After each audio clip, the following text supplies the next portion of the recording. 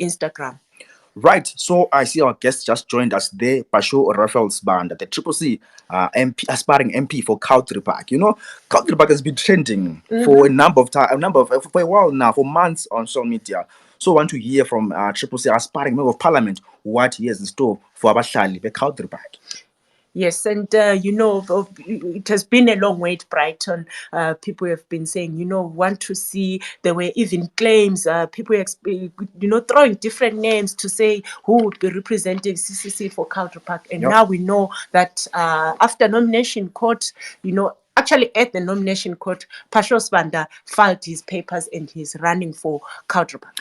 Right, so let's get on with the show this morning. Guys, if you want to ask any questions, remember to use the hashtag Asake. Please do ask questions to Basho this morning. Basho, let's start with the show with this now. People have been asking on different platforms, who is Basho Raphael's Sibanda? It's taking on Mthuli Ncube, the Prime Minister of Finance and Economic Development. Who is Basho Sibanda? Basho, good morning, sir. Welcome to this morning on Asake. Who is Basho Raphael's Sibanda? Thank you very much, Brighton, and your team for hosting me. Confirm if I'm audible and if you can hear me. You are clear, sir. Please do go ahead to the contribution this morning. Yeah, my name is Basho Raphael Sibanda, a boy who was born and raised in Cowdray Park, went to Tatekulu Primary School, proceeded to Cowdray Park Secondary School, and because there was no high school in Cowdray Park, and then proceeded to Mpopoma High before I did my first degree at NUST.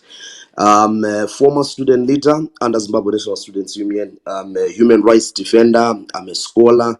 And I'm a person who believes in the will of the people in terms of governance. So basically, that is Basho Raphael Sibanda. Well, thank you so much, Basho, for that introduction. Maybe let's talk about you and politics. You spoke about student leadership.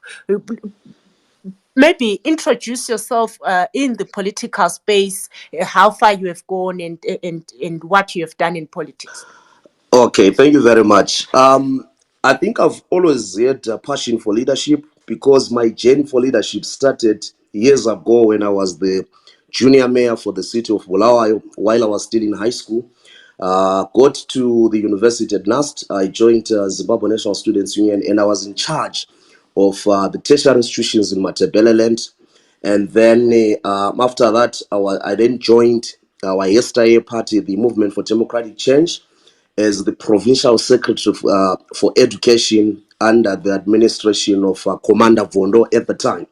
And then later on contested and became the provincial secretary general of the Youth Assembly in the MDC 5th Congress.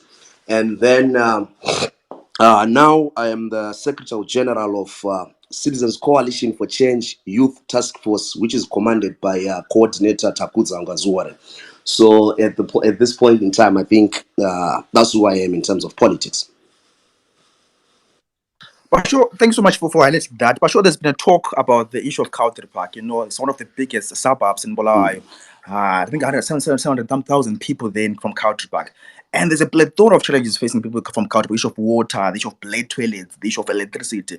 How will you tackle that as a member of parliament if you succeed to become a member of parliament in Cowdray Park? Well, thanks for that question, Brighton. I think it's important. One of the key things which I've always highlighted to my colleagues, particularly those in council, is that Cowdray Park is the biggest suburb in Bulawayo, which means the highest number of ratepayers, the people who contribute so much in Bulawayo City Council, it's us, the residents of Cowdray Park. Which means when it comes to if I can put it that way, to the GDP of Bulawayo as a suburb, we contribute so much.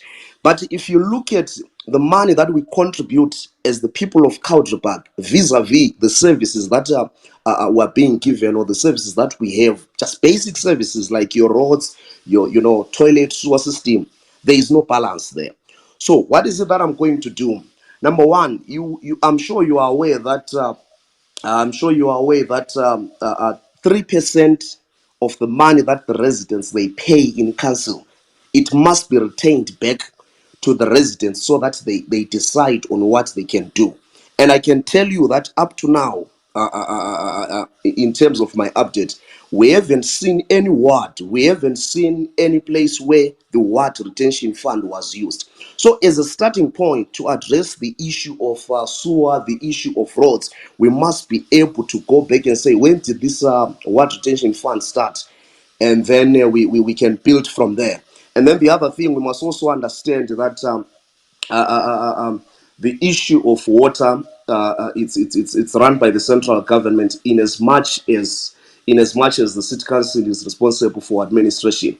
So, as an incoming legislator, there are some of the policies that I will push for in ensuring that decisions are made at local level, because we cannot have people in Harare deciding what should happen in Bulawayo, because in as much as we have our council, the final decision lies with the Minister of Local Government. So, as a key point as a legislator is to ensure that we implement devolution, and then all these things shall follow.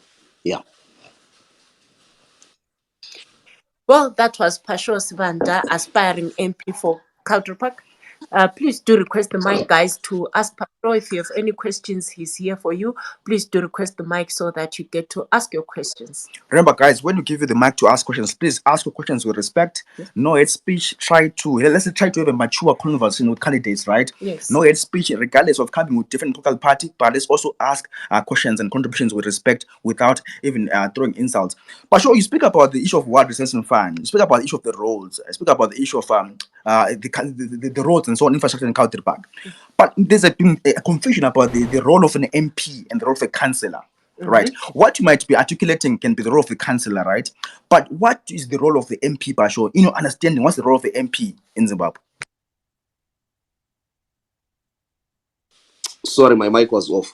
When we talk about the MP is a legislator, is a lawmaker, and a representative for the people. So when I'm in parliament, of course, I would have gone through the ticket of Cowdray. But when we make laws that affect someone in Cholocho, in Mzarabani, in Cowdray. So, for example, if I'm in parliament, I cannot just stand up and say that one of the things like that in Cowdray we have two high schools. If I am to pose a question, I will then say, what is our policy around building high schools in Zimbabwe? An example being Cowdray having two schools. So that's an approach of an MP. You are a national leader, though you are coming from a certain constituency.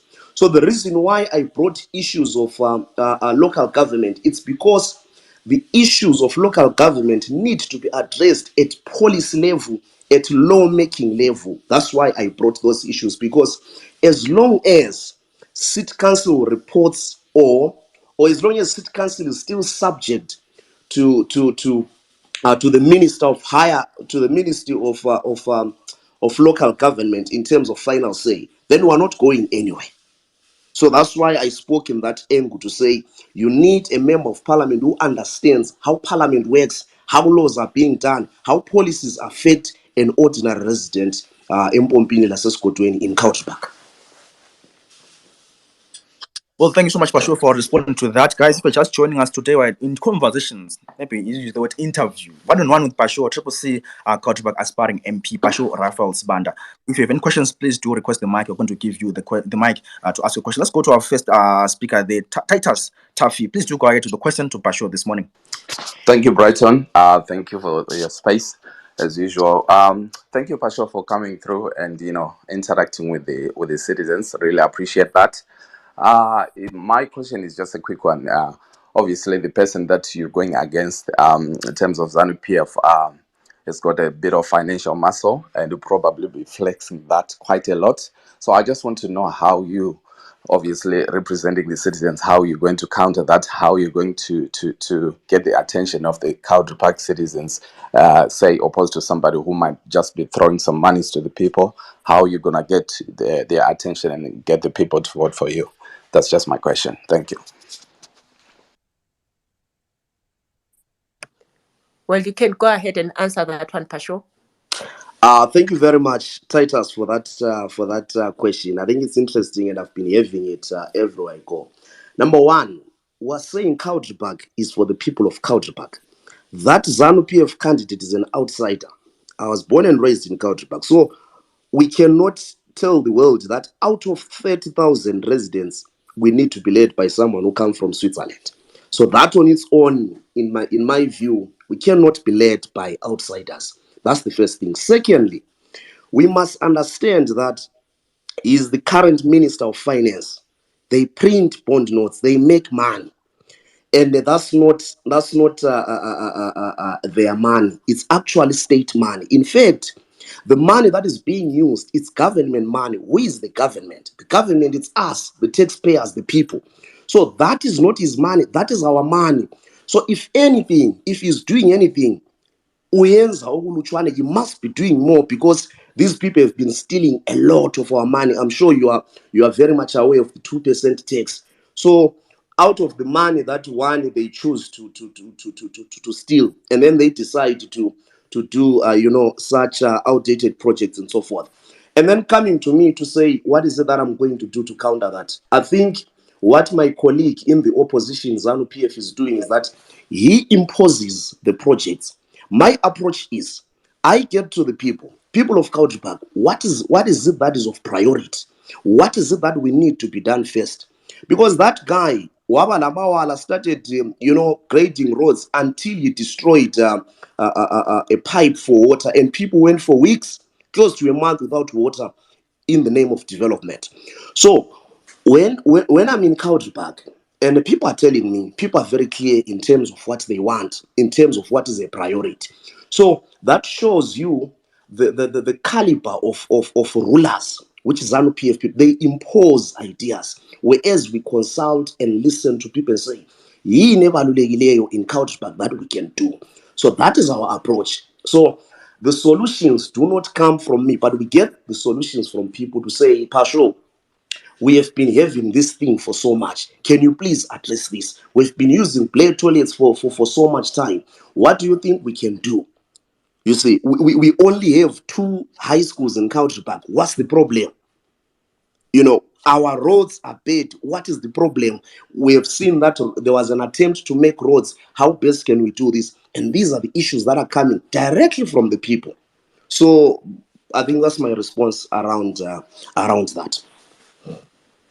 Thank you so much, Pasho, for that response. Pasho, yesterday you had a meeting with residents of Cowdray in around Cowdray, where you were addressing them about different issues that they are facing. You spoke about the issue of stakeholder engagement. What are they saying? What are their concerns in terms of what the problems are they facing right now in Cowdray that you want to tackle in the first 100 days, perhaps, of office?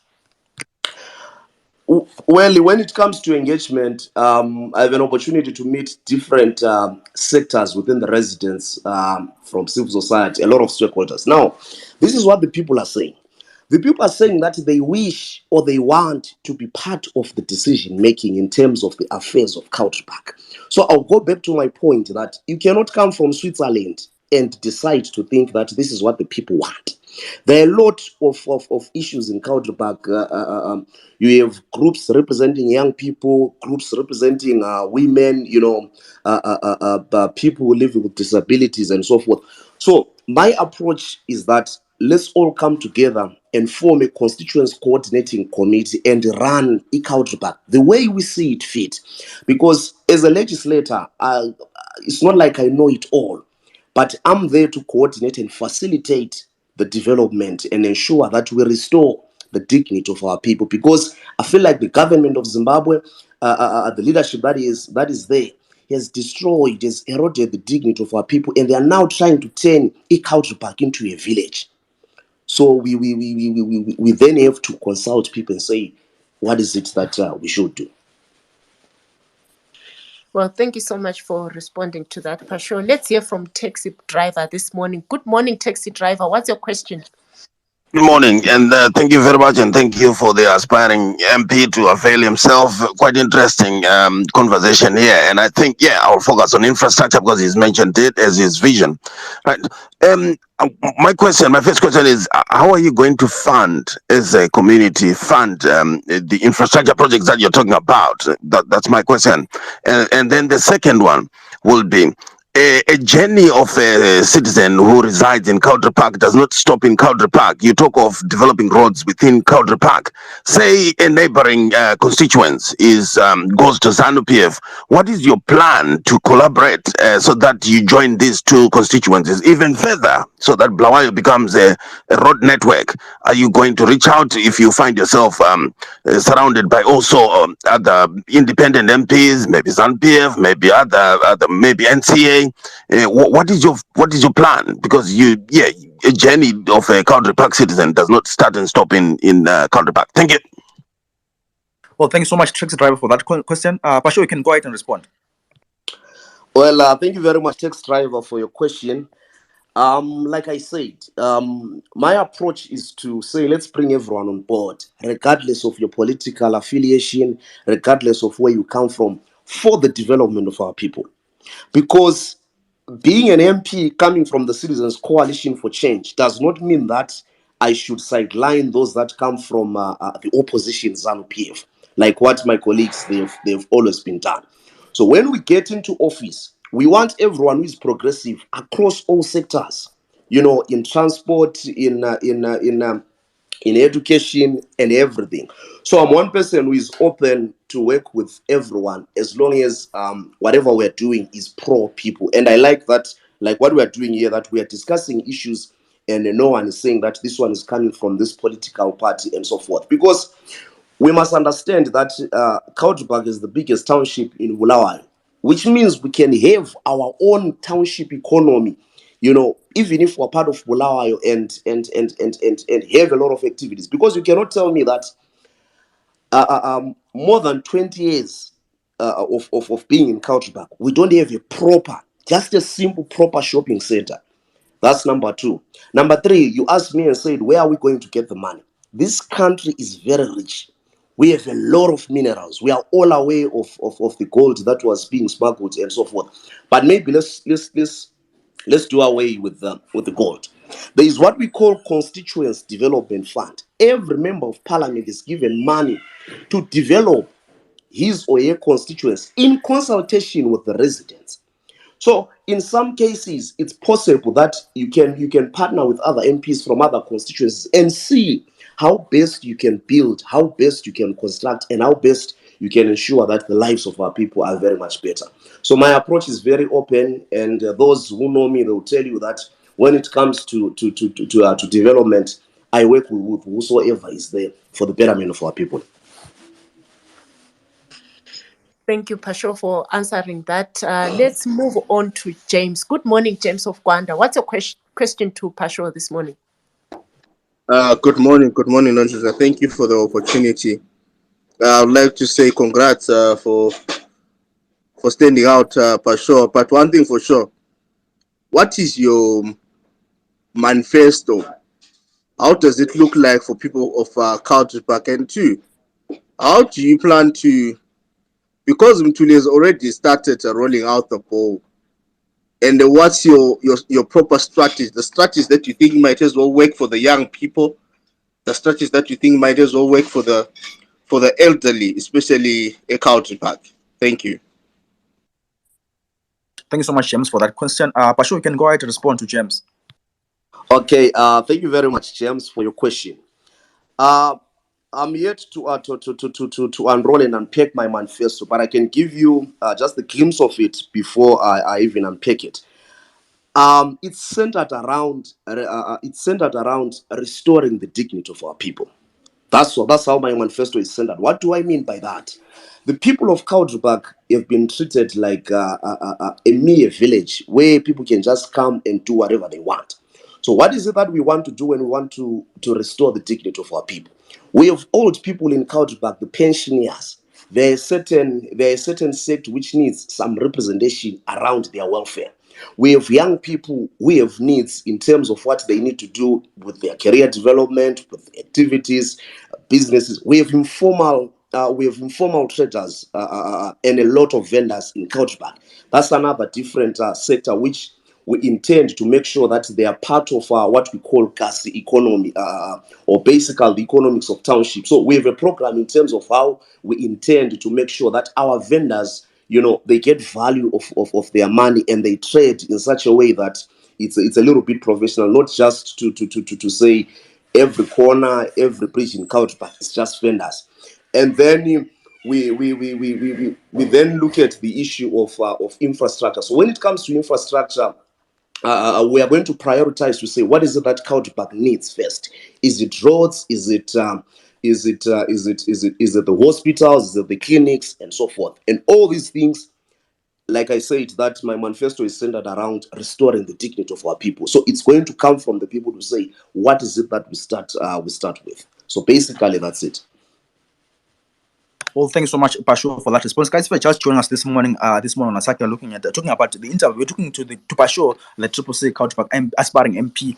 So Pasho has been speaking about the issue of infrastructure, speaking about the issue of our roads, and say the bridges in Cowdray, the issue of water as well. Pasho, I have a question coming here from one of the listeners this morning. Someone says, in your interview with Zim Live, you spoke about the pain you have endured as a result of underdevelopment, talking about the state of road infrastructure and how potholes are made it uneasy to navigate in Cowdray. Now, here comes Mthuli Ncube, who wants to address this particular problem, which you know is a great problem in Cowdray, but you claim he's imposing these projects. Where is the link now that you're saying Ishomlo is what you call this, imposing these projects at the same time he's addressing the problems facing people? Thank you very much. I think we should not take things at face value. Ask anyone who comes from Cowdray. I'm sure, Brighton, you stay in Cowdray. Drive around the roads which are said to be renovated and so forth, and then you give a feedback and tell me that is it what Cowdray wants. I gave you an example to say that we welcome development in Cowdray. If you are to develop Cowdray, then we have to do it in terms of law, in terms of everything, and that's why Zanu PF ended up besting pipes and everything. So I'm not against development. I am not against the upliftment of the lives of our people. But I still insist Zanu PF is not the solution for Cowdray. You cannot tell me that you have been a minister for finance for the past 5 years, and then you decide to say you now want to help Cowdray 3 months or 2 months before the election. I'm saying this to Zanu PF and those in Zanu PF to go and tell him that even if Pasho wins, may you continue fixing roads, because I'm going to be the member of parliament for Cowdray constituency. And my worry is that is he going to continue doing that, or it's going to stop now? You see, and that's why I go back to that point of saying that we should do away with politics of treating our people as if they're a bunch of clowns, to say you just come and do things just 2 months before the election and so forth. But we welcome development. Well, thank you for responding to that. Let's hear from Antonella. Good morning, Antonella. What's your question to Pasho this morning? Thank you so much, Nonhlanhla. Can you hear me? Yes, you're clear, ma'am. Please do go ahead. Okay. Firstly, I would like to applaud Pasho on successfully filing and being nominated as the candidate for his party, Cowdray. It's good to see young people representing. And yeah, he's a fellow colleague. We went to the same university, and he's shown good leadership qualities. My question or my submission this morning will be to say, I would like Pasho to correct what he said earlier on about the pipe. He said that the pipe was destroyed and kwahlala amaviki, and I would like to correct that to say the pipe was actually fixed within 48 hours after it was busted. Well, that's not the case anyway. But then my question to Pasho is to say that since he's saying Uguti Mthuli came three months before the election, and I would like to know, since Pasho says that 3 months before, what has he been doing here now, Upasho, for the city or for the people of Cowdray, and what has he done, since we're seeing that Mthuli is on the ground running and he's rolling out so many projects, which are what the people of Cowdray have been crying out for, to say and come here to say put the Zanu PF card to say Mthuli Ncube is doing this just because it's Zanu PF, but this is what the people of Cowdray are crying out for, to say that we want roads, and Mthuli is already addressing those issues. What is Pasho doing, and what is he going to do in the next let's say he's elected? Is he going to still maintain, is he going to deliver what he promises us, to promises the people of Culture Park, to say that he's going to deliver? Because many a times we see abantu besithi we're going to do this, and after they're elected in that constituency, they disappear. And who knows, maybe Pasho is going to go back wherever he was 3 months back or 4 months back, down the line. So my question is to say, Pasho, are you going to deliver in the case that you are elected in the Culture Park constituency? Thank you. Thanks so much, Antonella, for that question this morning. Pasho, you can go ahead and respond to Antonella. Thank you very much, Antonella, my sister, for that question. Those who have worked with me, they will tell you that I don't indicate left and turn right. And then when it comes to what I've done in Culture Park, well, I've done a lot. Number one, if you still remember when TM Supermarket started operating in Cowdray Park, I was one of the people who was in front in terms of questioning their management to say, do you hire the people of Cowdray Park? So since back then, I've always been clear that Cowdray Park must be for the people of Cowdray Park. So the candidate for Zanu, to start with, he's from Switzerland. He's not from Cowdray Park. So he cannot come and say he wants to lead Cowdray Park. Well, that's another question. I've led a lot of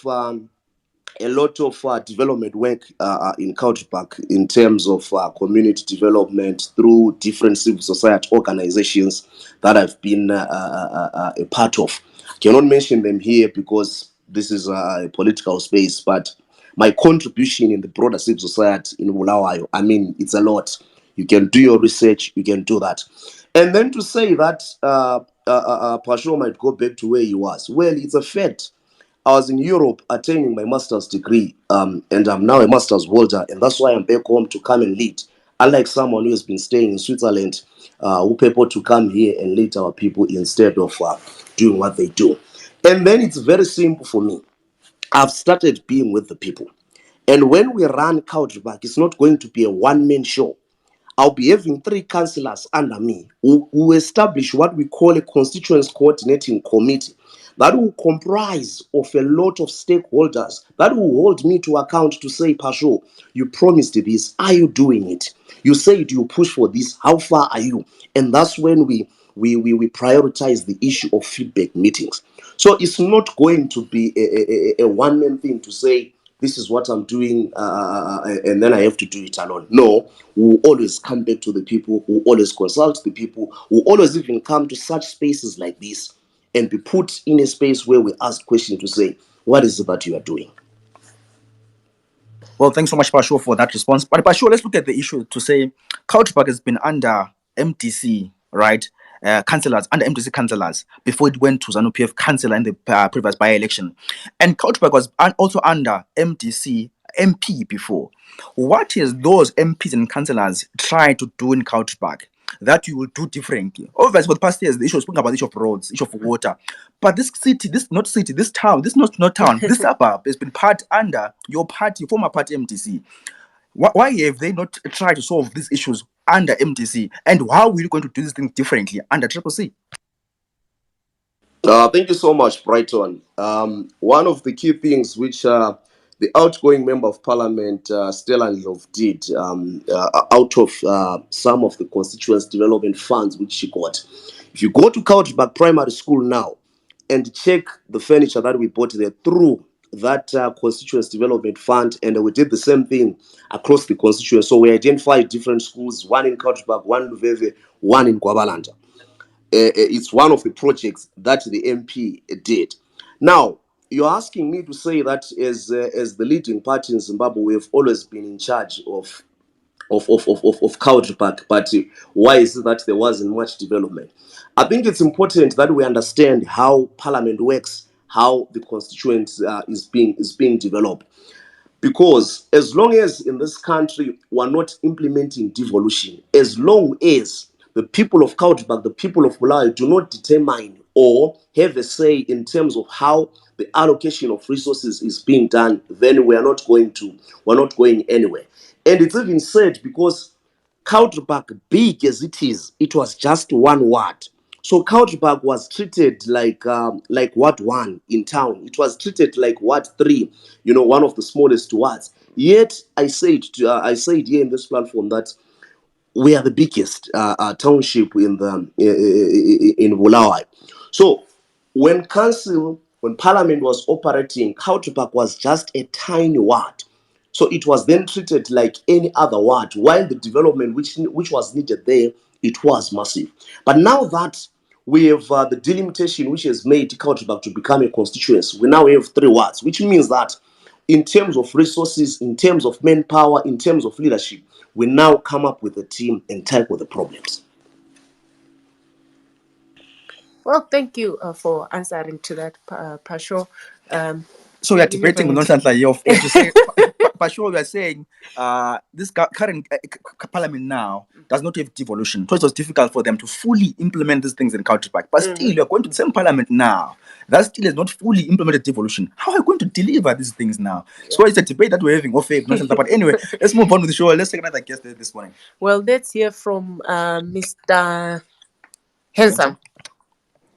Mr. Handsome, please do go ahead with your question. All right, thank you very much. I would like to start by congratulating my comrade Pasho Span. Right, I'm your number 1 fan.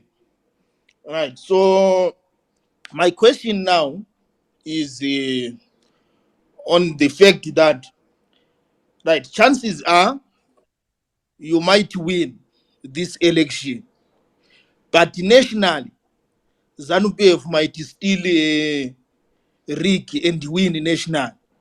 Then we have a situation whereby we continue having them running the national government, which we need resources from in order for you to finance your things. Right. So that makes Mthuli Ncube someone who is strategic to Cowdray. Right. So my question is, since this gentleman is strategic to Cowdray, as much as he's a resident of Switzerland, but as Cowdray people, we want someone who is strategic, who can assist. So, as the incoming MP of Cowdray, are you willing to engage Mthuli Ncube, whether before or after you have defeated him, so that he can help you with the development? Because at the end of the day, what we want is development for people of Cowdray, because we can no longer tolerate excuses, because our fathers grew up when there were excuses of saying ZANU-PF is the one which is in charge of the pairs. So if they continue being in charge of the pairs, are we going to see any development? And what strategies are in place for us to see any development? Thank you very much. Well, thank you, Mr. Handsome. Pasho, please do go ahead and respond to Mr. Handsome. Thank you very much, Mr. Handsome, and also for being my number 1 fan. I really appreciate that. Well, now that the ZANU-PF candidate is the sitting Minister of Finance, and we are not guaranteed that ZANU is going to have 2/3 majority, because we are not yet in the election. In the event that ZANU gets 2/3 majority in Parliament, like you are saying, that it will be difficult to push for issues, and people in ZANU being strategic. History has shown us that those with ideas, they sail through. We have seen it. During the GNU, we're the leading party, and we had ideas, and that is the time where we still even using up to date, even though these guys are now manufacturing money. But coming back to Cowdray, I'm willing to engage anyone, and I mean anyone from whatever political affiliation is, because I have a family in Cowdray. I stay in Cowdray. I'm a resident of Cowdray before I'm a politician, before I'm a leader in the Citizens Coalition for Change. Because if there are no roads in Cowdray, it affects anyone who drives in and out of Cowdray, regardless of your political party. So I'll be a fool to say I will not engage anyone, because When that guy is the Minister of Finance, he's not a Zanu minister, but he's a Zimbabwean government minister, and we are part of the government. And that's why we talk about what he intends or purports to do, because we are also affected to that. So, as an incoming member of parliament, I'm very much open to work with anyone for the development of our people, because this is not about Citizens Coalition for Change. This is not about Pasho, but this is about Cowdray. This is about the people of Mpompini. This is about the people of Scott Pauli. This is about the people of Signposty in Cowdray. So I cannot oppose or fight anyone in terms of making sure that we restore the dignity of our people. Well, thanks so much, Pasho, for that response. But Pasho didn't respond to my question on the issue to say, let's go back to council before we go to my question, right? For the council, you hear a sitting mayor saying, no, I can't deliver A, B, C, and D because I'm not an executive mayor, right? But they still go on to campaign to become councillors and mayors of the city without that power. And then you ask them for service, they say, no, I don't have an executive power. Pasho is speaking about the failure of MDC MP or MDC councillors to deliver service to the people of Cowdray because of the issue of devolution. But still, you want to go to the same parliament where devolution is not fully implemented. How are you going to tackle the issues that we're raising, Pasho, without fully implementing devolution? Well, like I said earlier on, that the duty of a member of parliament as a legislator, one of it is to make sure that you make laws, and in parliament you debate. And the way our parliament is structured in such a way that you debate ideas. I'm telling you, parliament here post 23 August, it will be a different parliament, because if you look at the caliber of candidates that we are putting in parliament, on your own, you can start to imagine the quality of decisions that will come out of that. Because can you imagine a parliament with myself, with Comrade Ostalos, with people like Joanna Mamombe, a parliament, with a lot of these young, brilliant leaders across from Zimbabwe. So this time around, we're going to make sure that the quality of debates in parliament is different. We're not going to have, people debating some petty issues at the expense of taxpayers' money. We're very much determined, because these things affect everyone across the country, whether you're in Bulawayo, whether you're in Cowdray. Because when you now make laws, they are binding across. And then coming to the issue of council, yes, I'll go back, I'll go to parliament and keep fighting that we implement devolution, so that our people are able to determine and ensure that they make use of their resources. Because as a politician, you're an advocate for the people. You push for the people. You stand for the people. You don't just fold and say, because Zanu has been doing this. For your own information, there were times where our fathers and grandfathers never knew or never thought that the Smith regime would be out of government. But because they kept on pressing, they kept on pushing, they kept on fighting, we got Zimbabwe that we have today. So we are still here. We are young, we are energetic, we have the ideas, and they were very clear in terms of where the country must go to. So don't worry, don't have a headache in terms of how we're going to work in parliament. I can assure you that when we get to parliament, things change in terms of the quality of debate, in terms of ideas, and in terms of how we're going to improve the lives of our people. Well, thank you for that, Pasho. To those who have just joined us, welcome to This Morning on Asake. Today we're talking to Pasho Svanda, who is the aspiring MP for Cowdray, running for CCC. So I see Shumirai Nyashanu. Good morning. What's your question this morning? Good morning to you, Nonhlanhla. My question to Pasho is, I've just been watching a video that you were addressing residents, I think in Cowdray Park, and you were telling them that as soon as you come into power, Zimbabwe will be perfect in 2 days. Could you kindly explain to us what you meant by that? And could you also explain about you saying people don't eat roads, people don't eat bowls. In the meantime, there's no water there, and water is life. And people, do you think the people in Cowdray Park were not happy to see those bowls go up? And then also there's a question, because I'm on the mic, a friend has said, ask Pasho to show us the document that details his plans for Cowdray Park, which he's referring to. Ask him, when a new town is being developed, what is the staging of development when it comes to services? How can you say you want to develop, but you don't see the importance of roads, as that is one of, if not the key initial service needed in order to make a place accessible? So could you kindly answer that, Pasho? Mainly the question of the 2 days. As soon as you come into power, all will be perfect in Zimbabwe. Thank you. Thank you so much for that question. Pasho, you can go ahead and respond to those questions. Thank you very much for that important question from a colleague. Yes, I did say that yesterday in Cowdray, that when we get into government, we'll fix Zimbabwe in no time, in 2 days. And I still maintain that. What do I mean by that? Now, this is how a country is run. At the present moment, if you are to ask any Zimbabwean and say, if you have a US dollars, do you put them in a bank or you put your money under your pillow? The obvious answer is that they'll put their money under their pillow. Why? Those that are in government do not trust the citizens, and the citizens do not trust the governors. So when we get in, because we are trusted by the citizens, we're going to restore what we call the social contract. As long as people do not trust the system, we are not going to attract investment. We are not going to attract development. We are not going to attract anything meaningful in this country. We represent the hope. We represent the confidence. We represent the aspirations of, and these things that I'm talking about, we did it in GNU.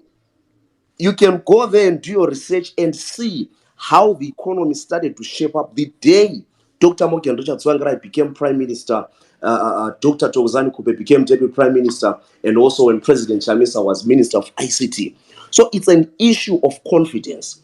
So that's why I'm telling you that that Zanu guy from Switzerland who wants to run Cowdray, people don't have confidence in him. None of you here have confidence in that guy. That's why we are using US dollars instead of his RTGS. And when we come in as the Citizens Coalition for Change government under the capable and able leadership of President Chamisa, we restore that social contract and attract a lot of investment and opportunities in this country. And to restore confidence is not a matter of years. Us being in government will restore the confidence. We have seen this. That's why even across the world, the moment governments change, you can even check in South Africa when Ramaphosa took from the former president. Within a few days or what, it shook the economy.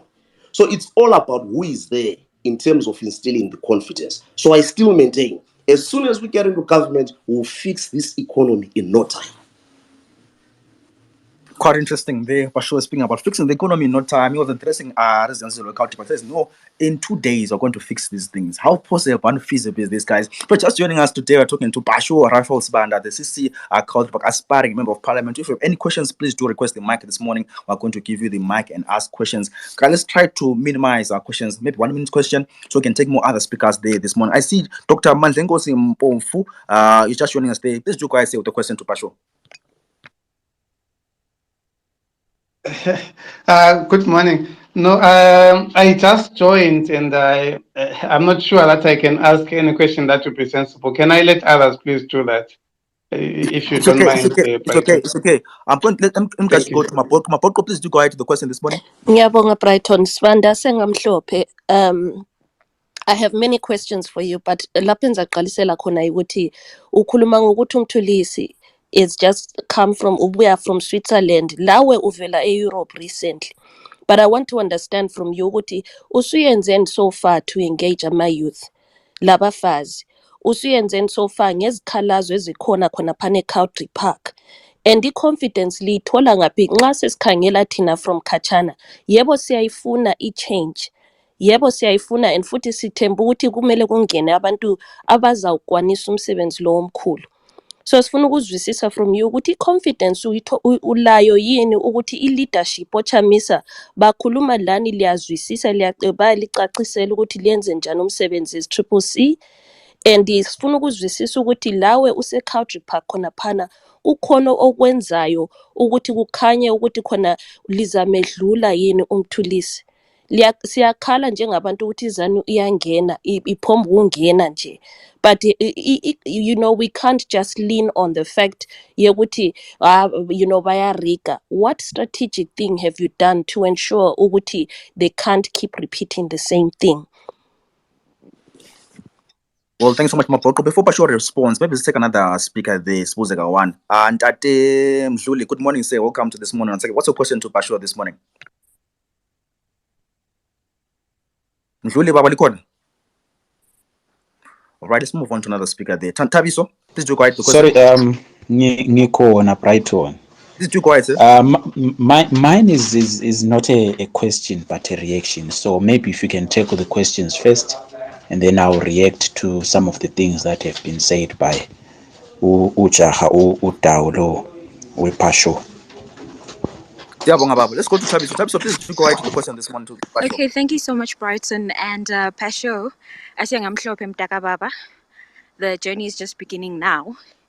But my question to you, Pasho, I think it builds up from what Maboko just asked, to say I have a particular interest in terms of your engagement, in terms of young women and girls. We're looking at a Cowdray Park where there's a demographic of young women, where we have the high numbers in terms of school dropouts, in terms of early marriages, in terms of teen pregnancies, and you name it, and all other social aspects really that are affecting them, the women, looking at issues around even social services, access to water and sanitation, access to health services, and education. So my question is, in your strategy or in your manifesto, what are the most realistic strategies that you're going to engage in ensuring that there is participation of young women within your constituency, and also ensuring that there is access to the basic social services that I've mentioned, to make it easy for young women to thrive within your constituency, and also maybe issues around empowerment and development as well. And seeing as it may be that in terms of the candidature that we have, we really have PR. In terms of candidates elect, we have a very not so pleasing number in terms of participation of women, and more specifically participation of young women. Thank you. Thank you so much, Tabiso, for that question. Let's give the mic back to Pasho to respond. Please do go ahead, Pasho. Okay, thank you very much, Mapoko, for the question, and also my sister Tabiso for asking the question. Now, in asking me that, what is it that we're going to do different with the leadership, and in my understanding, you were asking in terms of how we ensure that we defend people's victory. Well, the way we have been operating since we established Citizens Coalition for Change, if you have checked, we are different from our yesterday party. We no longer put our strategies on social media or anywhere out there. We have since resorted to come up with strategies where we keep them to ourselves and implement to the people. So when it comes to ensuring that we fight issues like rigging, I can assure you that this time around, we're not going to have rigging. We're not going to have rigging. In fact, if there's a person that will be crying of rigging at this time, it's going to probably to be Zanu, because we're going to make sure that we put in place proper systems like issue of polling agents, issue of tallying system, and ensuring that we get results in real time across the country. So when it comes to the issue of defending people's vote, we're very clear on that, and a clear program of action will be put in place. And as you know, we haven't launched our manifesto as the Citizens Coalition for Change, but very soon you will all be seeing it in terms of what we intend to do broader as the Citizen Coalition for Change. And then coming to the issue of young women and girls and vulnerable people in Cowdray Park. It goes back to the issue of basic services. I come from Cowdray. I'll give you an example. We only have 2 high schools, and those high schools are located in Ward 28, the Cowdray Secondary School and Prestige High School, close to Tier. Now tell me, that means that a young lady who is doing maybe Form 1 or doing A levels, whatever stage it is, we have to walk all the way from Eskodweni, Mpompini, right up to Cowdray Secondary School, or right up to Prestige High School. So that on its own, it makes our young ladies, it makes our children to be vulnerable, particularly whether the weather is it's raining or what. And those are the things that then lead them to, to end up doing things which are not okay. So as an incoming member of parliament, we still emphasize the issue of infrastructure development. If there was enough sufficient education facilities, we're not going to be having some other problems that our young ladies are facing. And I think Cowdray is one of the places in Bulawayo with close to zero when it comes to youth centers, which are meant to equip young people and ensure that young people are compensated when it comes to issues of social development and so forth. So there is much that we have to do, that we need to do in ensuring that the vulnerable people in Cowdray they get proper access to services. You also speak about the issue of people living with disabilities. Most of the infrastructure in the constituency is not friendly for people with disabilities, the way it's being put in place. And so those are some of the things that as soon as we get into office, or even before we get into office, these are the things that we should be able to address. And my manifesto is coming, it's going to be touching on all those issues. Thank you very much. Thank you so much, Pasho, for that response. Pasho, for the past, this year, I think marks 40 years since Gukurahundi happened, right? So for the past years, we haven't seen members of parliament from Matebeleland speaking with one voice when it comes to Gukurahundi genocide. As someone who's aspiring member for CCC and member of parliament in Zimbabwe, how will you handle or tackle the issue of Gukurahundi, in particular speaking to reconciliation and healing in Zimbabwe? Thank you very much, Brighton, for bringing up the issue of Gukurahundi genocide. Well, I come from Plumtree, speak Setswana.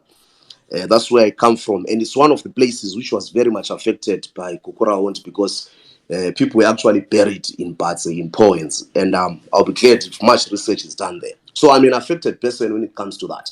And my response has always been clear. The reason why people have not always been speaking around the issue of reconciliation is because they were not affected. We have always been putting people in parliament who don't understand what Gukurahundi is, what happened, who are using Gukurahundi just to politic. A young person like myself will tell you that my fellow young people, particularly where I come from, to date, they are not at school because they don't have basic documents like IDs. And when someone doesn't have an ID, it basically means that you are good as dead. And that's why we're always regarded as people who go to South Africa and do all that. So when I'm now in parliament, what we need in Zimbabwe, we need a proper commission to deal with the issue of reconciliation, not these bogus commissions whereby the perpetrator is the one that is leading the reconciliation. That is unacceptable. We are aware these people live in our communities. We know them. These people lead us. Who did Gukurahundi? Let those people come and apologize to our people and say, we did ABC. Not this thing of trying to put in place some funny commissions, trying to politic, because people lost lives. And as a generation, like I told you that I come from Poets, I come from Batse, I know what Gukurahundi did in my community, where I come from, because we even lost some family members and so forth. So when I'm in parliament, one of the things that I will have to push for is to ensure that whatever commission that is there, it's being run by proper people, not people who want to do politicking like the one that is doing right now. Because this is not just an issue to politic. Thank you very much. Well, thank you for responding to that, Pasho. Let's hear from Finals. Good morning, Finals. What's your question this morning? Good morning, guys, and also good morning to all the previous speakers. Pasho, congratulations, my brother. I appreciate the work that you do and that you are saying you're doing on the ground. I'm not going to confine myself to Cowdray Park, unfortunately, because you're a politician. You chose politics for a reason. So I'm going to go a little bit regional. I just need your comment on the comments made by the Secretary General of the ANC, Fikile Mbalula, about President Nelson Chamisa being an American puppet. What's your pushback to that? Because I see it as a damning indictment on President Nelson Chamisa. So what's your pushback on that? Thank you for that, Finos. Let's hear from Carlos as well. Carlos, please do go ahead with your question. Carlos, are you there? Maybe let's try. Yep. Go ahead. All right. Maybe a quick one. One of the things that I seem to enjoy in this space, some of the questions are clearly not to do with the Cowdray Park. They are, of course, it's a political discussion, but they are deeply political position in the questioning. One of the things that I think politicians, especially in Zimbabwe, the way politics is shaped or whatever, it's a difficult one at times. When you are used to other countries' politics where there is freedom I think there is a deep problem in understanding the role of a councillor, the role of an MP, the role of a president. It is not only for uDawu, even labantu beZanu bawumana kakhulu into ezingasozakhe. I think there must be an acceptance across the political divide that this is where my role ends as an MP. This is where my role ends as an a local government. So the difficulty I seem to get kunzima futhi ukubuya uku-accept khonokho because you're going to lose votes. Kumele abantu batshela amanga uqamba amanga. That is why it's for me umbuzo wami uthi can we be honest? Is it not what Mthuli Ncube is doing? Is that not vote buying? If we can be honest, is that not vote buying? Because the man came, and I'm told if I stand to be corrected, I don't know. Futhi angiyenwe Cowdray Park. I wish abantu beCowdray Park baba debate. The majority yethu sikhuluma so bakhona. Abanikazi beCowdray Park kube yibo abakhuluma. But I'm asking myself, uDawu, where was he in months whatever in the past to come do this thing? Considering that he is a finance minister national. That is important question. So for me, is that not vote buying? And there is this conversation at Yona. He is a Switzerland.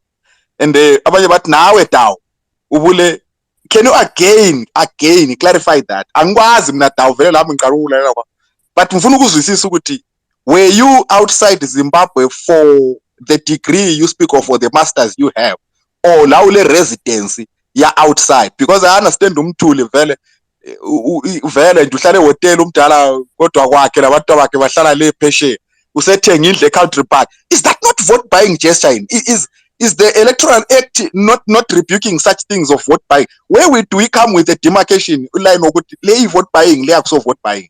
Because the question is relevant. Mawuzothi uzoqhubeka yini after, let's say Zanu PF continues to rule the national, he is the finance minister. Is he going to continue?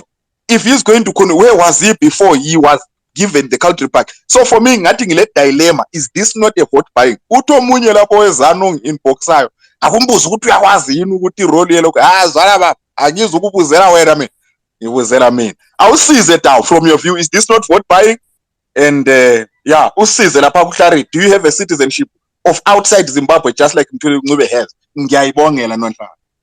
Siyabonga kakhulu Carlos for that question this morning. But sure, you can go ahead and respond to Carlos and also to Finos. Thank you very much. I like how the questions are being brought, and it's important. I will start with the one that was made by what the ANC Secretary General, Comrade Fikile Mbalula, did say. Well, we're not, our party, particularly our president, is not a puppet of the Americans or of the West, as people claim. We're very clear. We formed our party, was Zimbabweans, and what Mbalula is saying, I think it's just mere politicking. And remember, the ANC through Thabo Mbeki, they once said that the people in Zimbabwe are okay. When our people were dying in hospitals, when there were no medicine and there was nothing to show. Yet Mbeki came here, and then when he went back to South Africa, he was recalled from presidents. So I won't say much on that, but what I can tell you is that our party is not a puppet of anyone or anything, any country whatsoever. It's purely from the citizens, from the people, and for the people. That's the Citizens Coalition for Change. And then coming to me where I was, yes, it's very true, it's very clear. I was in Norway because I got a scholarship under what we call the Students at Risk, following the persecutions, the abductions that happened to myself and my family. So I had to go on exile. Those of you who still remember the 2019, and if you do your research, you understand that the highest number of abductions happened in Bulawayo, and the chief among them being the abduction of my brother Tawanda Mcheiwa, the abduction of Masiza Ndlovu, the abductions of a lot of youth leaders. I was also affected in that. And at that time, I had to be on exile to make sure that my life is put in place. And because I got a scholarship, I had to enroll and do a master's in the University of Agder in Kristiansand, Norway. I don't have a permanent residence in Norway. My student what do you call it, my student permit is actually expired because I've graduated and I no longer have some whatever permit to stay in Norway, and that's why I'm back in Zimbabwe to lead. And one of the things, still speaking of that, I hope that Zanu is not going to resort to those tactics of ensuring abductions and everything to instill fear. And I want to make it clear that we want a proper, a clear, and a peaceful environment which is not going to involve issues of intimidations, because this is some of the reason why most of the young opposition leaders are finding themselves in exile. A recent one being my brother Makomboreria Haruzivishe. So that one is circuit. And then on the issue of vote buying, like I said, this ZANU PF candidate has been there for the past 5 years. And you can't come to the people of Cowdray and try to change their minds 3 months before. That's vote buying. And that's the rigging that we're always talking about. And that's why I said I'm coming in to restore the dignity of our people, because we're tired of people who come and take the lives of our people for granted and treat Cowdray as if it's a mere place where one can come and do this and then they get into leadership. So we must be clear on that. I grew up in Cowdray. Ngafunda eTatekulu Primary School. I went to Cowdray Secondary School. I can tell you wherever I am, this is happening and everything. And that guy has no clue. That's why he go around giving people chickens, building roads, which in 2 weeks' time they'll be having portals. He's imposing things to the people. And I don't want to be misquoted. I love development. I am for the development. But if development is being done, let it be done in a proper way. And I want Zanu to promise me that as soon as I get into parliament, that guy will continue building roads. Because, I mean, if he's genuine, if he's for the people, even before 23 August, when I'm now in office, he must continue doing that. We'll be happy to work with him. We'll be happy to ensure that the lives of our people are continue. Well, thanks so much, Pasho, for responding to that. I'm just following some of the WhatsApp groups here. It's quite interesting what people are saying around issue of 2 days, solving issues that come within 2 days. And people are speaking about the issue. Mthuli and Ncube has been on the ground for months for ZANU PF campaigning, but Pasho is coming now, and the CCC, it's time, second now. Pasho, we'll respond to those things later on. Let's go to Mthuli. Mthuli, I see your hand is up. Please do go ahead and say with your contribution this morning. Livuka kanjani balaleli. Hayi ngiyamuzwa ujaha. So I'm a bit worried, There are a lot of generalizations that are coming from Pasho, and his political communication is filled with a lot of repeatables, innuendos, and half statements. And he seems like he's promising quite a lot, When we look at conventional wisdom, politicians can't be trusted to keep their promises. He's merely saying all this because he wants to eat, Nowadays, people view being an MP as a career more than anything else. It's not realistic for you to come uhlalisa abadala and promise them things that you can't keep. Like saying in 2 days this and that. Sihlonipheni abadala, angithi? Because clearly when we are out there and communicating our political messages, we are trying to coerce abadala to actually, buy into what we are selling. But we can't sell hot air to abadala, angithi? Remember, politicians are insincere about their campaign pledges. I mean, public beliefs can actually tell you that, angithi? Singakhangela nje, like he's saying, as opposition, right? In terms of the pledges that they've given out to the people out there for the past decades, angithi, how many have they've been fulfilled to date, angithi? Because promising a lot has consequences, angithi. When you actually ubuthanisa abadala, stick to basics. Abadala, they want to hear basics, intangibles, angithi. Don't promise a lot, because you'll be held accountable at the end of the day.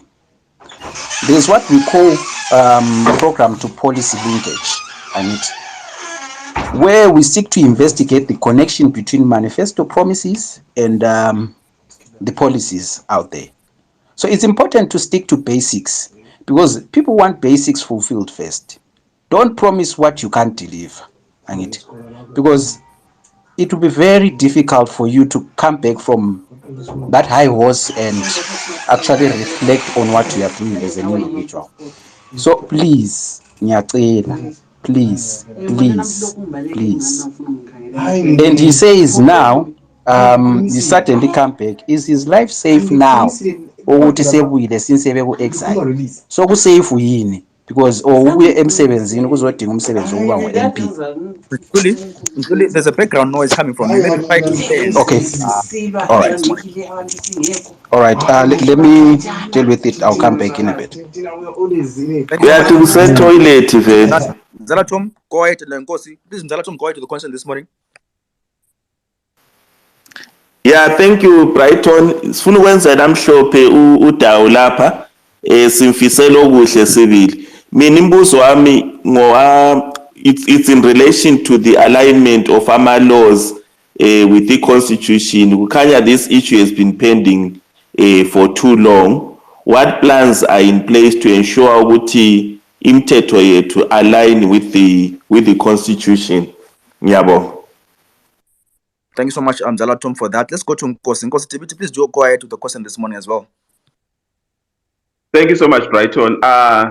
Congratulations, Pasho. My quick one is, I see many MPs, councillors and others who are campaigning, saying a lot of things, possibly that, or being forced by citizens, I would say citizens, not because of citizen coalition, but ordinary people in Zimbabwe, always push a parliamentary candidate. For example, I follow up to what Carlos said, a parliamentary candidate, we are being pushed to speak about this, which is not in your purview at some instances. And also, it would be good to understand what Pasho's plan is with the three councillors. Is it three councillors that are going to be directly working at local government level and also working towards, doing these social amenities? Is there a strategy so that there is a link between what Pasho at a representative function in parliament will be presenting and also picking up from what the councillors are also experiencing and dealing with issues of alignment of laws, devolution, land. What is the plan so that he then does not overlap to a council role, for example, to say, hey, lapho zathini manje clinic yethu kungasomlando wakhe, umlando wakhe oweparliament three things: the legislative, oversight on government, and representative function. So thanks. Thank you, Dibiti Lomzala. Pasho, please do respond to Umzala Lo Nkoskon. All right. Thank you very much for the questions. I think I'll start with Umbuzo Ramzala on the alignment of laws and the constitution. I think we all agree, Uguti, for quite a long time, ilizwe has been run, using statutory instruments, which, in my view, we cannot have a country or an economy that is always being run like that. So at this hour, at this point in time, I can tell you that as an incoming legislator of the Citizens Coalition Change in Cowdray, we will try by all means to ensure that laws are aligned with the Constitution and constitutionalism prevails. That's all I can say for now. And then coming to the issue of making sure that I don't overstep into the role of a councillor. The reason why I was bringing out those issues is I wanted to put it out there that there are things which we need to achieve through the council, and there are things which council cannot do because of central government. That's why I gave the issue of the minister of local government, council, and the residents. So there is a link there between the member of parliament and the councillor. So when you have a good team of councillors like the one that we've put in Cowdray, it becomes much more easier for me as a legislator to debate issues in terms of police. For example, if I'm to put a motion or a question in parliament to say, what is the government policy when it comes to new suburbs that are being developed with regards to water? Because I'll be informed in terms of what is happening on the ground with Cowdray. And also, being a member of parliament, you are not only confined to Cowdray, because you agree with me that out of being a member of parliament, you can be appointed a minister, you can lead a certain portfolio committee, and these are things that you do at national level. Which is why I then go back to that point where I say this time around parliament will be different, because it's going to have leaders with knowledge, leaders who know how to debate, leaders who know how to put across the issues. And also, I'll be happy to continue coming back to this space and getting this grilling that I'm getting, so that we do things properly and develop not only Cowdray but Ubulawayo at large. Thank you very much. Thank you very much, Pasho, for responding to that. If you're just joining us, this is This Morning on Asake, and we are talking to Pasho Sibanda, who's the aspiring MP for Cowdray. Yeah, people are talking about the issue of the 2 days of fixing Cowdray. It's trending now. People are talking about that. 2 days to fix Cowdray. How possible is that? Let's go to two more speakers now, and then before we wrap up the show this morning, Councillor Mpumelelo Moyo, please be brief with a question to Pasho this morning. Councillor Moyo, are you there? All right, let's move on to another speaker there this morning. Peter Gift Mutasa, good morning, sir. Welcome to This Morning on Asake. Good morning, and thank you, comrades, for a very good program. I enjoyed it. I'm enjoying it, and I just want to give the good wishes to Pasho. I'm excited. We saw these guys coming on board, and just to point out that you are carrying on board two national duties. The first one is to represent the young and the youth, and represent them well. I'm excited about your thought process, your views, and many other things that you are saying here.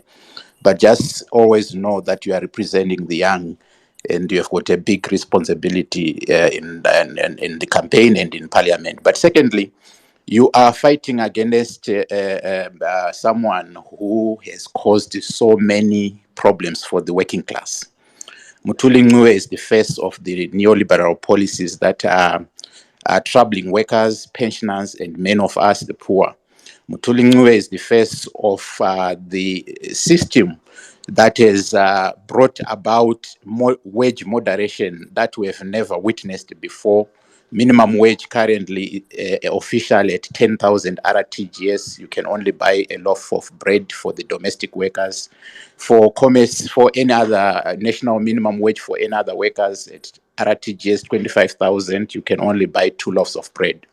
So you are the face and the hope of the working class in Cowdray. Your victory is a big message to someone who is holding the national purse and who have brought too many problems for the working class, for the pensioners, and for those in the informal sector.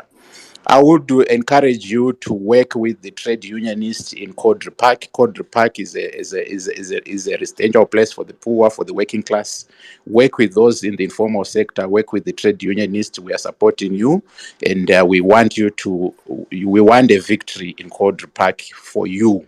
We want you to win against Mthuli, and those are my best wishes and solidarity message. But otherwise, we are behind you and we are supporting you. Thank you. Well, thank you, Peter, for that contribution. Let's hear from Francis. Good morning, Francis. What's your question to Pasho? Good morning. Sorry, I didn't hear what Peter was saying, but hopefully I don't repeat what he was saying or any question that he was saying. First thing I would like to say is, Mina, I'm from Cowdray Park. Since 1997, I've been staying in Cowdray Park. Some of the questions or things that have been talked about on this space, they don't pertain to the people of Cowdray Park that are there currently. My question to Pasho with relation to a Cowdray Park is very important question. How are you going to solve the challenge of sewer, roads, and electricity? Because since 1997, there's still some places ezaziyakhiwe ezingela magetsi, ezingela sewer, ezingela ma-roads. Already Mthuli is on the ground trying to fix those things. Ungahambe ebadaleni guys, wena kucampaign yakho, you have to convince abadala ukuthi you can solve those things. Not within 2 days, of course. I think 2 days is being taken out of context. It's just figurative thing, just like saying as I wanna in 2 seconds. But anyways, how are you going to solve those challenges so that abadala bebe le confidence ukuthi we are going to fix those things? Nxa uMthuli singamkhipha simfake esayidini namuhla, wena ungene kusasa, you are going to be able to continue and fix those things. How are you going to address those things? Thank you. Well, thanks so much, Francis, for speaking to that. Yeah, Francis is making sense to say issues of Couchback. Do you know what, Nhlanhla? More than 9,300 houses in Couchback are using blade toilets. 9,300 houses in Couchback are using blade toilets. How many years of independence? 43 years later, people are using blade toilets. Let's hear from Pasho. Pasho, try to respond to Francis. Thank you very much. Firstly, allow me to acknowledge what my brother Peter Mtasa has said. We really value the working class, and like I said, we were working hard, and my manifesto will be centered around restoring the dignity of our people, because we all know that being a worker in Zimbabwe now, it's no longer what it used to be. So I'll be very much glad to work with the union and ensure that we deliver change for Cowdray Park. Now, coming to what Francis is saying, I think there's some truth which our people do not know. And I'll say it here, and I know that when I say this, people also argue. Before I talk about the 2 days thing, but I alluded on that. Now, the issue of sewer in Ward 6, Ngale, Mpompini, Escotwen. This is the thing. Who gave people land in Ward 6 and said build houses? It was the central government. And when the central government gave people land in Karikai Shalanigush, when they saw that that land was not feasible enough to be serviced, to put pipes for sewer and everything, they then dumped that project to Bulawayo City Council. And that's where our problems in Cowdray Park began. I can tell you this. If you approach any engineer, because I did a research on that, because I'm from Cowdray Park, if you ask any engineer or anyone and ask them that where those houses are, is it feasible, is it possible to have a proper toilet system? It will mean that if we want to put a proper toilet system and ensure that there is proper sewer, then we have to do away with those houses and start, because there are rocks underneath and so forth. So we have a challenge which came as a result of misgovernance at government level, and took that project of Cowdray Park and dumped it to City Council. Ask any councillor, ask the former mayors, ask anyone, they will tell you that the issue of Mpompini, Escotweni, houses were built on a place where they were not supposed to be built. Because like Brighton is saying, we cannot have blade toilets in a township 43 years after the government. But that is as it is now. We now then need to come up with ways of ensuring that our people live in a more healthy way. And when it comes to the issue of roads, Well, it's very clear. It remains a priority, and we have to make sure that we build proper roads, because Cowdray Park is too big. And I spoke to you guys here about what we refer to as gas economy. We can run our own mini economy in Cowdray Park because of a number of people, a number of informal traders, and a lot of activities. So the issue of roads remains a priority, and we welcome everyone that would come to our constituency and ensure that they do that. Because the issue of sewer, I challenge anyone here to do a research around on who gave people land in Cowdray Park, and when that land was given, what did the person do? What did the person did to service that land, and what is the city council doing right now? So you can imagine what this means, or what this tells you about the Zanu government making decisions on your behalf. And then when it comes to the issue of electricity, I'll speak about this as in a national in a national way. I'll go back to the basics. This country has so much resources, and there is a lot that we can do to ensure that I mean, a country like Zimbabwe cannot be complaining about issues of load shedding with the resources that we have. All we need is proper leadership to say, let's do this, let's put this here, and people account for money. I mean, there is a lot. And one of the things that I want everyone in this space to appreciate, have you guys noticed that ever since the election season has started, load shedding is reduced? It is reduced because these guys, they are now coming to us, they are now coming to our people to do vote buying. And I can tell you that on the 24th of August, we'll be back to the load shedding if they still remain in power. So these are the things that requires a leadership that is robust in terms of policy making and making decisions for our people, not only in Cowdray but in Zimbabwe. So as long as we put in people and say they are strategic because they're in Zanu, if he was strategic, why did he then brought RTGS? Why is he bringing RTGS yet he charges things in US dollars? So we have a challenge in Cowdray.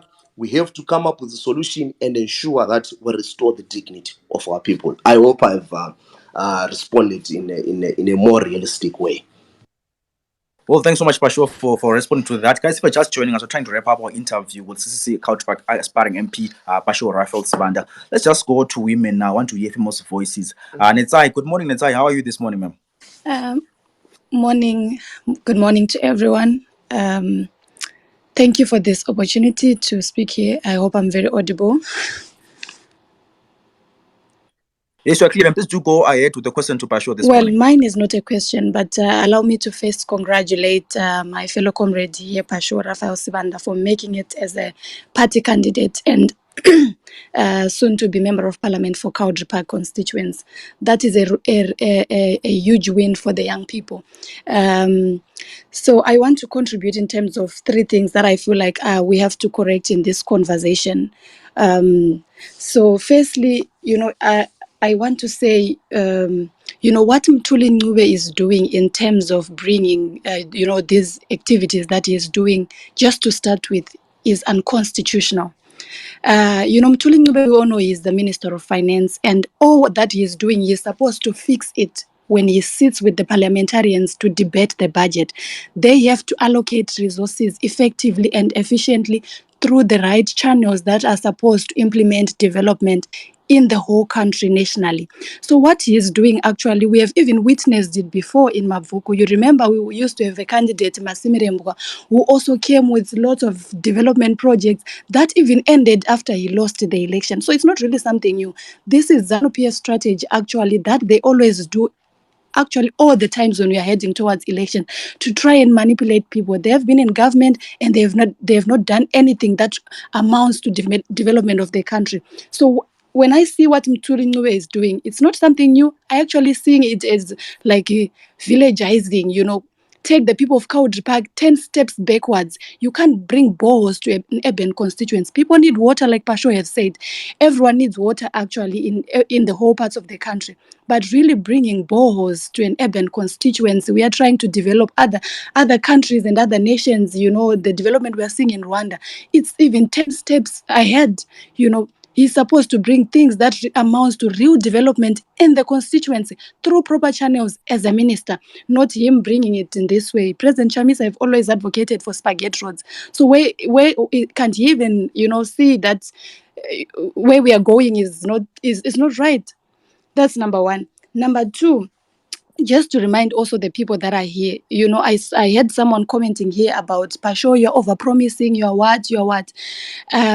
Well, we need to stick to the basic roles of a member of parliament. Pasho has to be judged through his roles as a member of parliament: legislative, oversight, and representative. Is he representative the people of Cowdray Park well? Is he ensuring the right policies in parliament? Is he giving feedback to the constituents? The issue of bringing bows, bringing, chicken projects and what, this is the things that has brought us to where we are now as a nation, where we allow politicians to do things in the wrong way.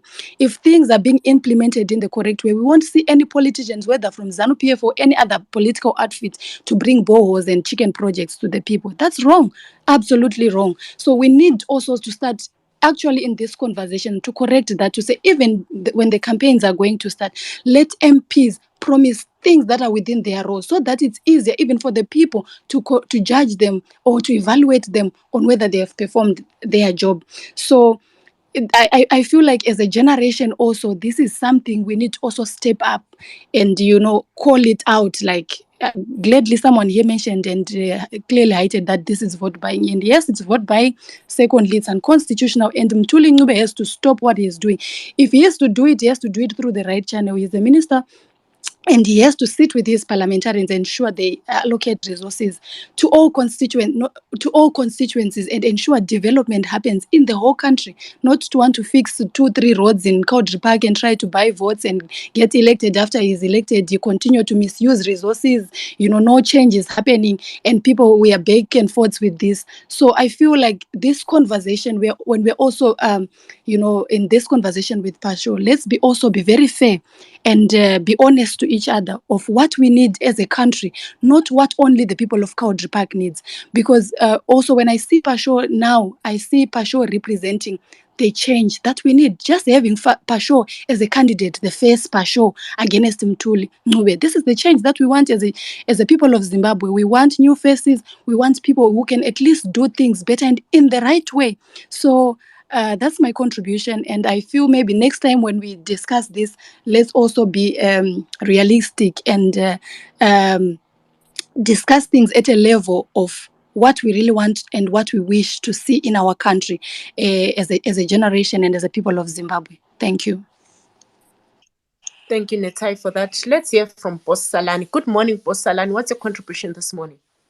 Good morning. Thank you so much once again for adding me. I'll go straight to it. Thank you, Netai, for what you're saying, that we want things that are realistic. That means we also expect aspiring MPs to be realistic when they're talking. I heard gentlemen saying, in 2 days we'll fix Zimbabwe. That's not realistic. And someone tried to belittle that statement and say it was a figurative speech. Let me give you an example. When Hopewell Chingono said Triple C are dead as dodos, you did not take that figuratively. You took it as an insult. So I think we need to stop being selective of who can say what and where and how you react to it. Well, if you're going to be an aspiring MP, we are listening to everything that you're saying. For instance, whilst I was here, I heard you say that you went abroad, you were fearing for your life, you studied abroad, and then you came back to Zimbabwe. So the fear that you were fearing when you went away has disappeared now. Or it's you came back to Zimbabwe when it suited you so that you could also become an aspiring candidate. Azvirambidzwe. Everyone is allowed to live their life, but I feel you're also not being honest with yourself. If one point you say you were fearing something and the next minute you're coming back to the same country, has that danger dissipated or it's still there?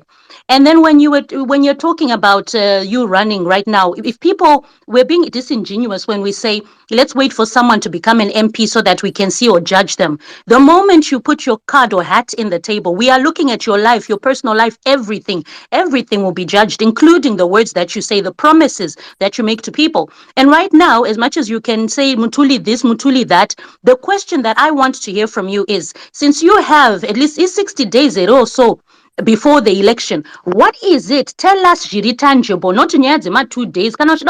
If you want to say 2 days, you will fix a farm or whatever, fair enough. We want to measure you on that, because as much as people can try to use the issue of someone else has got money, Triple C is well known for holding spaces where they are raising funds for their candidates. So you are not short of money. There are people out there who are supporting you. The question that I will ask you as a citizen of Zimbabwe, because citizens don't just belong to Triple C, what are you as a candidate, aspiring candidate, going to do within the time frame that you have left? We want to see that you can put your money where your mouth is. So what is it? Outline to us right now as you're on this space, what you plan to do without looking at the water issues and this and that, because all those things cost money and they need permits and whatnot. But tell people right now so that at least you can show people that you're ready to take up that post as the next MP of Cowdray Park. What are you going to do in these days that are remaining? Thank you so much. Thank you so much. Thanks so much, Bosalan, for that contribution and question. Guys, we're way beyond our times. Now 2 hours of conversations. Now, Pasho, please try to wrap up by answering Bosalan and try to give us your closing remarks. What will you do as the MP for Cowdray Park? Thank you very much, Brighton. Thank you very much, the team from site, for giving me this opportunity to speak and also ensure that we share notes, we share ideas. These are spaces where we learn a lot and get to sharpen each other. And I really appreciate what my sister Netsai has said, that we must be clear and be realistic in terms of who is the member of parliament, what are the roles, and what is it that is expected of him. And then coming to Boss Salan, well, I really appreciate that you want to measure me based on what I'm going to do or what I will do before I get into parliament. Well, there are some things that I must be realistic. Being able to come here and highlight to you to say this is where the problem and this is what we need to do, it's actually an action, it's actually a step in the right direction. Because remember, leadership is also about decision making, it's also about engagement. As I'm talking to you right now, I am meeting different community groups in Cowdray Park, getting to know what is it that they really want as a matter of urgency, as a priority, to say this is what the people want. And then coming to the 2 days thing, I know the opposition, Zanu, will take that out of context. What I said is that when we get into government, we will fix Zimbabwean economy in 2 days. And I will maintain that. What do I mean by that? I spoke about the issue of the social contract. Because all you need is, you only need for your currency to be stable, and that doesn't take time. And it's about confidence, because at the moment the citizens do not trust the governors and the governors do not trust the citizens, and that's why we need to restore the social contract, and everything else follows. I'm saying this because we did this in the government of national unity. If you do your research properly and check how the economy was performing on the eve of the election, and also check how the currency performed when GNU was set up, you will agree with me that things happened so fast. So I know what I'm talking about. I understand these things, and I still maintain that. And coming to the people of Cowdray Park, well, my message is very clear.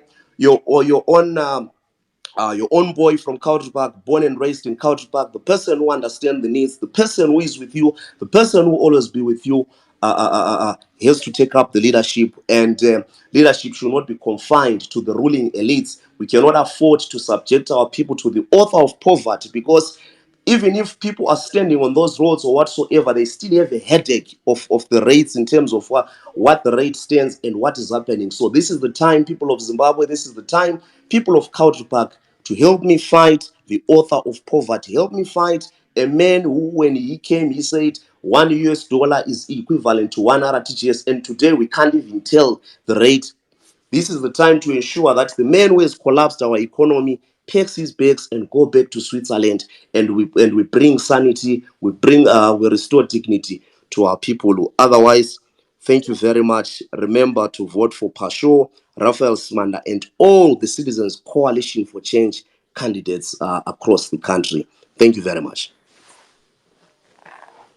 Well, thank you so much, Pasho, for coming through and for answering to our questions this morning. Thank you so much to everyone who joined us, listening, and even those who requested the mic and got a chance to ask Pasho questions. I see we still have more requests, guys, but because of our time, we extended 30 minutes. Actually, 40 minutes, and we have to call it a day. So, guys, we're extending this request to all the guys who are aspiring members of parliament, be it Triple C, be it Zanu PF, be it MRP, be it ZAPU. If you want to be a councillor, if you want to be an MP, this is the platform for you to come and account and answer questions from abantu abazakuvotela and abantu abezimbabwe abavotayo. So please do come here if you want an interview, or please do a DM as a site if you want an interview. Guys, remember also site offers the following services: live streaming, social media adverts, program sponsorship, mobile road shows, video filming, photography, as well as documentaries, plus corporate events management. Do call us now on +263 788 084 339, or drop us an email ashley@site.org.zw. It's time to be social with Asaki Online. For myself, Brighton Ncube, it's lovely. It's been loving out with you guys this morning. Yeah, and Nonhlanhla Mapigwa, I'm looking forward to hearing from you guys every weekday, 8:30 to 9:30. Otherwise, it's bye for now.